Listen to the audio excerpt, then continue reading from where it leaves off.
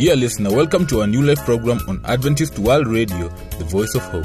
My name is Chilen Odhiambo. On our today's show, we are looking at how to get along with our nerves, and later on, we'll have the Bible segment by Pastor Kigundu Ndwiga as he digs deeper into the blessings of faithfulness. First, let us have a song, Sweet Hour of Prayer, by Gracious Singers. Stay tuned.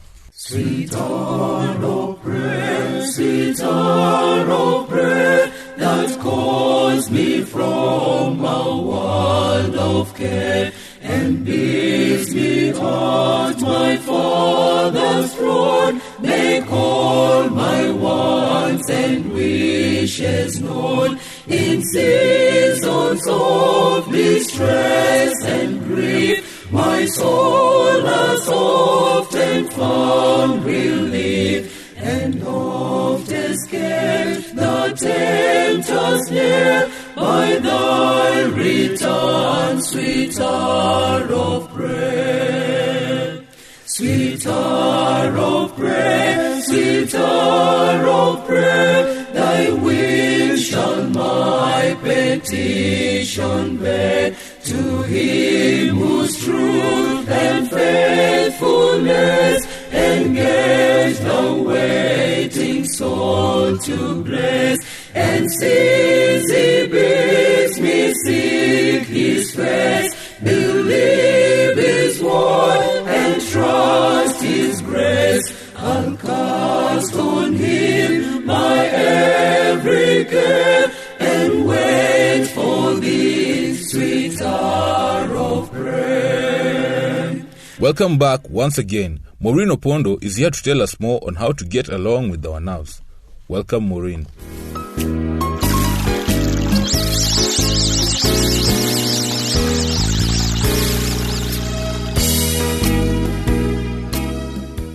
Hello, dear listener. Today, our topic is how to get along with your nerves. So you've been feeling a bit nervous of late and you're wondering if there's anything that you can do about it. Yes, fortunately you can do a great deal to overcome any type of nervous disability regardless of how badly you may be suffering. There is still much that you can do to help yourself. First of all, it's well to realize that there is nothing so unusual in being a bit nervous. Why? More than half of the people who come to the doctor for help today are suffering from some type of nervous disorder, in addition to whatever else they might have, so don't be surprised to find that you have plenty of company, especially among the high brackets of society. Many others are having just the same problems with their nerves.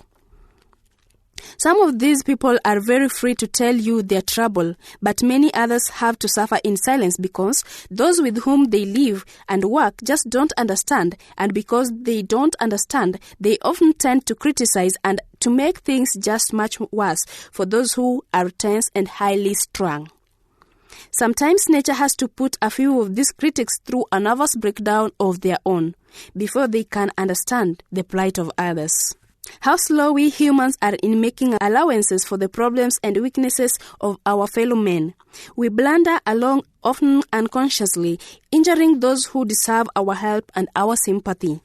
Especially is this true in the case of those who are troubled with nervous problems. Such people may look well, and yet inwardly they may be suffering keenly. They may not always show the battle that is going on inside, but the conflict is only too real in spite of appearance. It's like some poor fish that may be struggling to get free from the end of a line. His appearance is no different from that of all the other fish that freely swim in the stream. Perhaps they look at him and wonder why he's acting in that strange way. It's so difficult for them to understand why a fish who looks so healthy should be thrashing about so violently. To them, his struggles seem so meaningless. Why?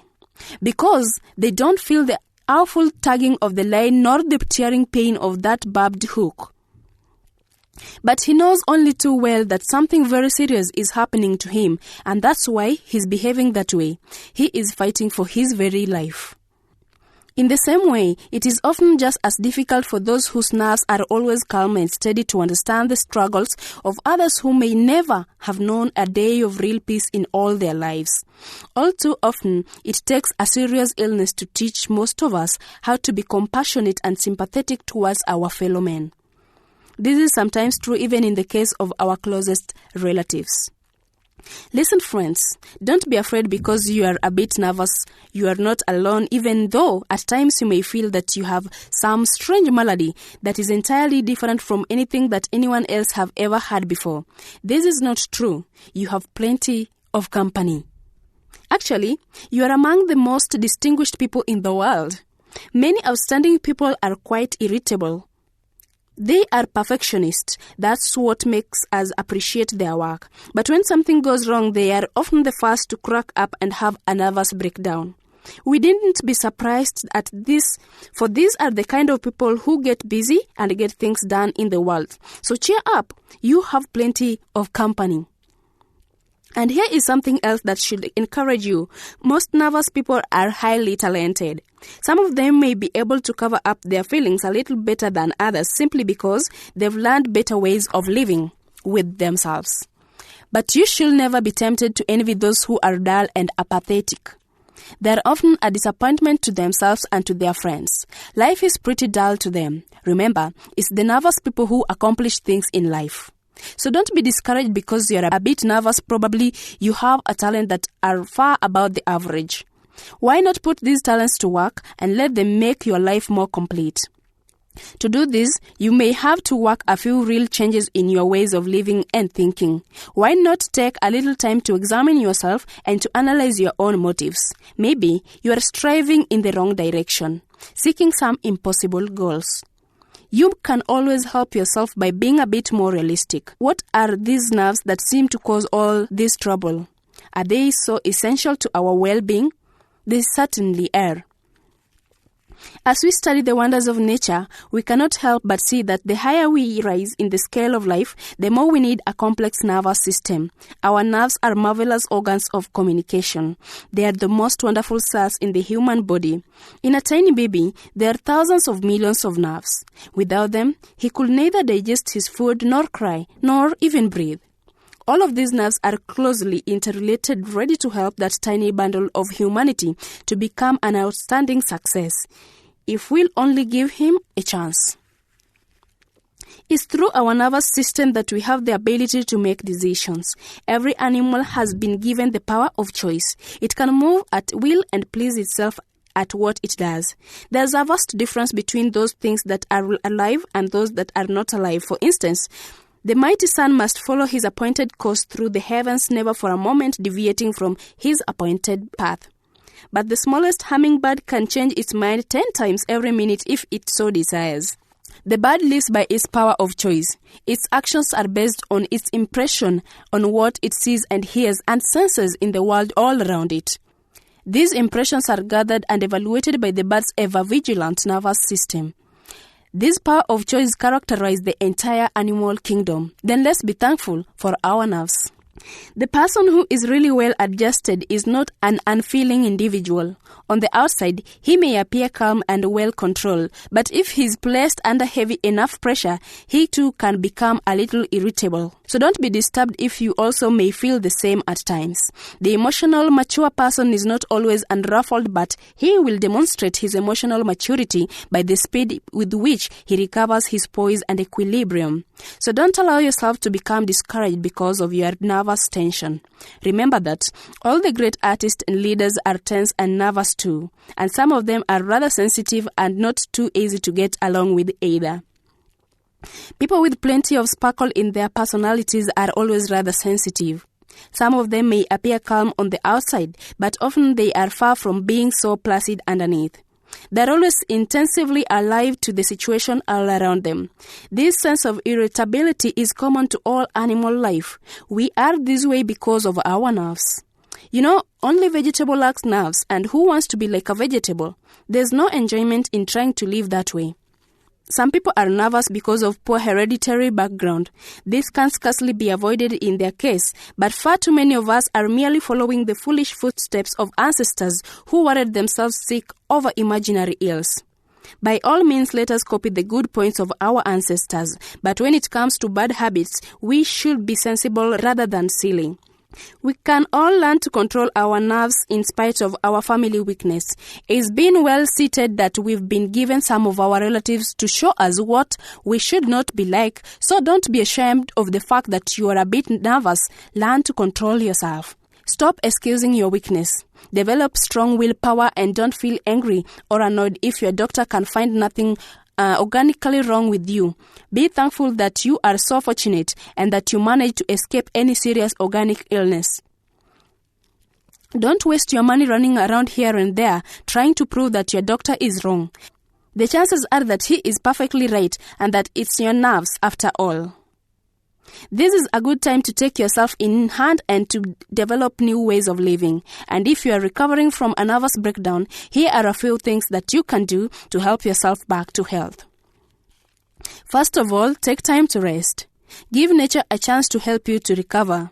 Your tired body needs time to rebuild its waste tissues. Second, be patient with yourself. No one ever recovers from a nervous breakdown overnight. Then don't be discouraged if things seem a bit slow and you wonder whether you are slipping back at times. This is not unusual. Many nervous people feel a bit depressed in the early morning when their blood sugar is low, but they tend to brighten up during the day. You can do the same. Third, help yourself by developing new hobbies and new interests. Keep your mind from dwelling on yourself and on how you're feeling. Keep your hands busy and your brain active in some useful occupation. 4. Choose plain, sensible food and eat your meals in a quiet, restful atmosphere. Don't use stimulants. Drink plenty of pure water. This will keep your blood circulation freely and it will also aid in removing waste materials from your body. 5. Be sure to take plenty of exercise in the fresh air every day. Such exercise as walking and gardening will keep your muscles in good condition. It will also relieve much of your nervous tension. 6. Stop worrying about the past that you can't change, nor can you always reconcile it with the present. As the grand poet of Persia said, the moving finger writes and having writ moves on. Nor all thy pity can lure it back to cancel half a line, nor all thy tears wash out a word of it. Only God can forgive the past. He alone can remove the sense of guilt from the troubled soul. Give him a chance to do this for you. Learn to forgive yourself, your family, and your fellow men. And finally, develop an optimistic attitude towards life. Begin right now to really believe in yourself and in a brighter future. A new outlook will bring you peace and confidence. It will take away your fears and anxiety. It will help you to trust your fellow men even though they may not always understand you. Such an attitude of forgiveness will bring you peace, and when you have accomplished this, you will really know how to get along with your nerves.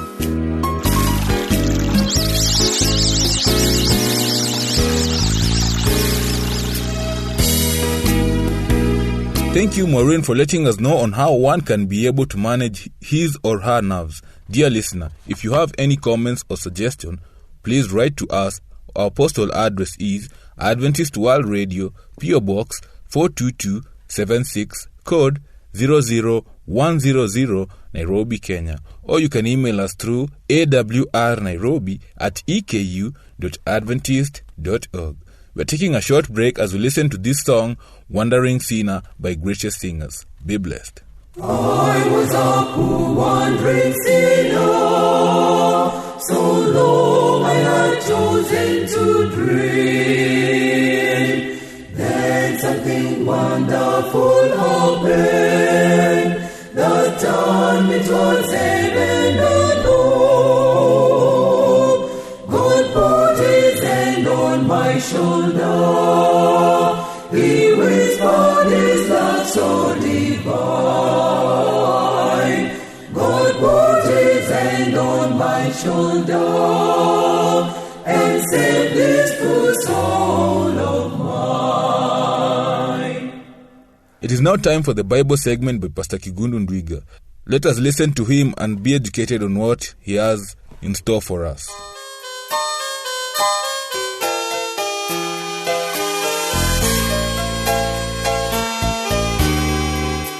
Dear listener, today we will focus on the widow of Zarephath as we are talking about the blessing of faithfulness.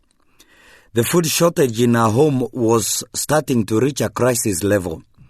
She had been hoping it would rain, but it looked like the heavens had turned into brass. She kept looking at the sky for hints of rain, but it was futile. She had tried to reduce the daily food intake for her son and herself, but it had not helped. Her heart was becoming heavy-laden as she saw her son developing the first telltale signs of starvation. She could see no light at the end of the tunnel. Starvation leading to a slow, agonizing death was a threat that was looming large over the horizon of her existence. One morning, what she dreaded most came to pass. Looking at the food rations, she found just enough flour and oil to make one meal. She kept hoping against hope that somehow a miracle could happen and change her hopeless situation, but she had learned that the gods of Sidon were unpredictable and unreliable. So on this particular morning, with a heavy heart, she went outside the town of Zarephath to collect some sticks, not firewood, to cook the last meal for herself and her son. As she was lost in thought while gathering the sticks, a travel-worn man wearing a garment of hair and a leather belt around his waist called out to her, requesting her for some water to drink. Providing water to a thirsty stranger was no problem. Providing water did not threaten her livelihood. As she was going to get water for Prophet Elijah, his next request stopped her dead on her tracks. "And bring me, please, a piece of bread," he added. It is important to know that Elijah had come here after getting express directions from the Lord. You see, after Elijah had delivered his bombshell on Ahab, the Lord had directed him to a hideout in the Kerith ravine. God had promised him in 1 Kings 17 verse 4, "You will drink from the brook, and I have ordered the ravens to feed you there." If Elijah were like us, he would have started questioning the logistics of how ravens would feed him and from where they would get the food. However, Elijah knew that God has the ability to do exactly what he has promised. The Bible records in 1 Kings 17 verse 5, "So he did what the Lord told him." Elijah possessed childlike faith as far as God's ability to provide was concerned. True to God's promise, the ravens brought him bread and meat in the morning, and bread and meat in the evening, and he drank from the brook. 1 Kings 17 verse 6. We must remember, dear listener, that Elijah had no tangible evidence that the ravens would feed him. But he decided to take God at his word and rest on his promise. Oh, that the Lord will give us such childlike confidence in his ability to provide. When the brook dried up, God spoke again to Elijah, directing him to where his needs would be supplied. "Go at once to Zarephath of Sidon and stay there. I have commanded a widow in that place to supply you with food." So he went to Zarephath. That is recorded in 1 Kings 17 verse 9 and 10. Even though Zarephath was outside the borders of Israel, we see Elijah making the long journey without asking questions. Oh, what a faith! It is important to underscore that God came through for Elijah because of his willingness to obey. It is a fact that when we choose to be faithful to God, which in essence is what stewardship is all about, our God will always bless us without fail. Now, this brings us back to Zarephath. Elijah has asked for the impossible, and so the widow seems to explain her plight. We must know that God did not send Elijah to those with means, but to a poor widow. This should be a rebuke to us who excuse our refusal to give to the cause of God on the pretext that we are in dire economic hardships. God expects faithfulness from us regardless of our financial and economical situation. Even if we have two mites like the widow depicted in the Gospels, we must give to the cause of God. As surely as the Lord your God lives, I do not have any bread, only a handful of flour in a jar and a little oil in a jug. I am gathering a few sticks to take home and make a meal for myself and my son, that we may eat it and die. That is what is recorded in 1 Kings 17 verse 12 as a response to Elijah. By using the terminology, "as surely as the Lord your God lives," she's taking an oath to tell the truth. What she's expressing is the reality of her situation. She's still operating on the mathematics of subtraction. The Bible records the following in 1 Kings 17 verse 13 and 14. Elijah said to her, "Don't be afraid. Go home and do as you have said. But first make a small cake of bread for me from what you have and bring it to me. And then make something for yourself and your son. For this is what the Lord, the God of Israel, says. The jar of flour will not be used up, and the jug of oil will not run dry until the day the Lord gives the rain on the land." As Elijah was talking, the widow started seeing the limitation of her maths of subtraction and decided to embrace the heavenly arithmetic of multiplication. She actually saw God's way as a way out of her desperate situation. Elijah's diagnosis of the widow is true of us. One of the reasons many of us do not give our tithes and offerings is because we are paralyzed by fear. We still embrace the arithmetic of subtraction. We are convinced that if we give tithes and offerings, we'll surely come to financial ruin because there is hardly enough for us and our children to survive on. As we analyze our expenses and compare them with our little income, we are paralyzed with fear. We wonder how we will ever make our ends to meet. When a prophet in quotes comes and challenges us to give to God first, we wonder, how are we ever going to survive? Dear listener, we need to cast out our fear and launch out in faith, asking God to graciously assist us to shun our earthly, temporal arithmetic of subtraction and embrace the heavenly, eternal arithmetic of multiplication. As a result of deciding to put God first, by preparing the first cake for Elijah, the widow experienced 3 blessings. The first blessing she experienced is the daily provision of food for herself and her family. The Bible puts it beautifully in 1 Kings 17 verse 15 to 16. So there was food every day for Elijah and for the woman and for her family. For the jar of flour was not used up, and the jug of oil did not run dry, in keeping with the word of the Lord spoken by Elijah. Because of seeking to put God first, God multiplied her limited resources and she enjoyed the abundant provision of God. Her life was sustained when she chose to lose her life for God's sake. By providing Elijah with food, she was willing to die but be faithful to God. She was putting her life on the line. Let me tell you, dear listener, God always rewards such a faith because that faith is very precious in His sight. Secondly, the second blessing she experienced was the miraculous resurrection of her son. Even though we believe in the resurrection, very few people have been resurrected from the dead. However, God performed a rare miracle just for her to reward her faithfulness. What a testimony of how far God will go to reward a faithful steward. But thirdly, the greatest of all the blessings is her knowledge of the true God of Israel. Knowing God experientially is the greatest knowledge that can ever be accorded to a human being. It is crucial because such a knowledge has eternal ramifications. It was Jesus who said, "Now this is eternal life, that they may know you, the only true God, and Jesus Christ whom you have sent." John 17 verse 3. It is true that after Elijah moves from Zarephath, nothing else is heard about that widow. But from the words of Jesus referring to her and from her words to Elijah, "Now I know that you are a man of God and that the word of the Lord from your mouth is the truth," we are sure we will see her in the New Jerusalem. All these blessings, and I am sure many more others that are not recorded, came her way because she decided to put God first. In her own way, she heeded the words of Jesus recorded in Matthew 6 verse 33. "But seek first His kingdom and His righteousness, and all these things will be given to you as well." By shunning her narrow arithmetic of subtraction, she embraced the all-encompassing heavenly arithmetic, the arithmetic of multiplication.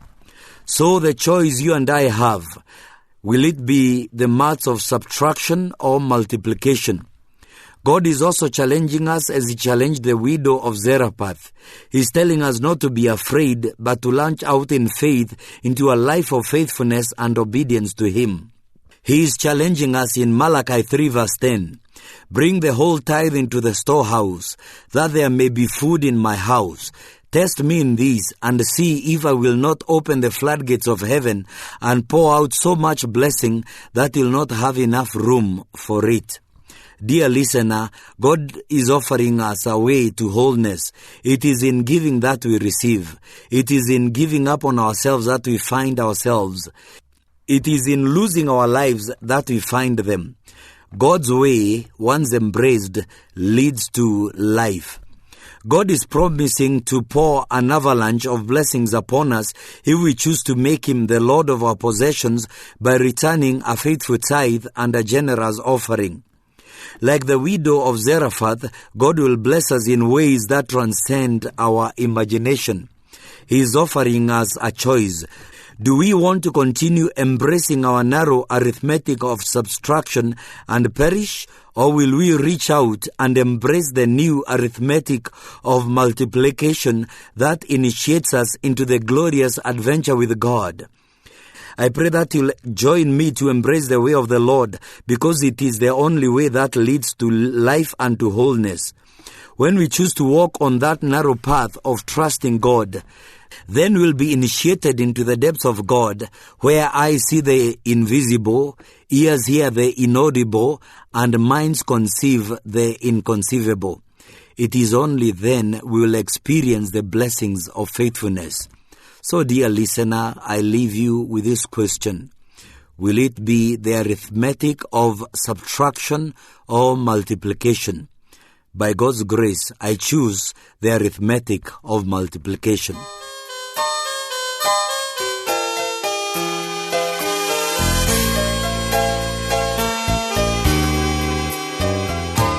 That was an interesting segment by Pastor Kigundu Ndwiga. For suggestions, comments, or requests on more interesting topics, kindly write to Adventist World Radio, P.O. Box 42276, code 00100, Nairobi, Kenya. Or you can send us an email through awrnairobi@eku.adventist.org. For those who work to ensure that this program has come to you, we thank you and appreciate very much. I have been your presenter, Tilen Odhiambo. Be blessed. Sweet hour of prayer, that calls me from a world of care and bids me at my Father's throne, make all my wants and wishes known. In seasons of distress and grief, my soul has often found relief, and oft escaped the tempter's snare by thy return, sweet hour of prayer.